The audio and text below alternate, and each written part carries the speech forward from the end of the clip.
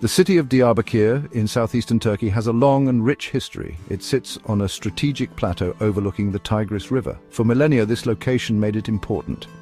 It was a crossroads of trade and a prize for empires. Before the arrival of Islam, Diyarbakir was part of the Byzantine Empire.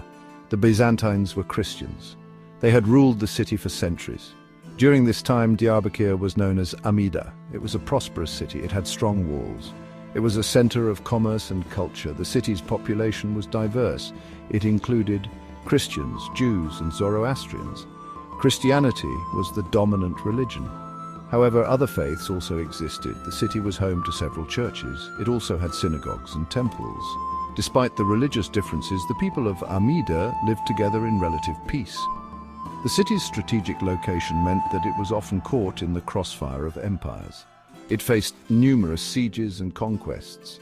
The Byzantines heavily fortified Amida. They wanted to protect it from the Sasanian Empire of Persia.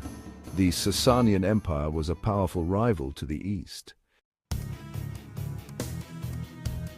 In the 7th century, a new power emerged from the Arabian Peninsula, Islam. The Muslims, inspired by their prophet Muhammad, swept across the Middle East. They conquered vast territories. Their armies soon reached the borders of the Byzantine Empire.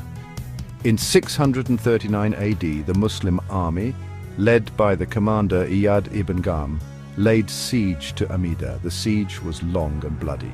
The Byzantines defended the city fiercely. However, the Muslims were determined. They eventually broke through the city's defenses. The Muslim conquest of Amida marked a turning point in the city's history. It became part of the rapidly expanding Islamic Empire. This brought about significant changes to the city's religious and cultural landscape. The conquest was relatively peaceful. There were no massacres or forced conversions. The Muslims allowed the city's inhabitants to continue practicing their religions. However, they had to pay a special tax called the jizya. This was a tax levied on non-Muslims living under Islamic rule. Following the conquest, Islam gradually began to spread in Amida. The Muslims established mosques.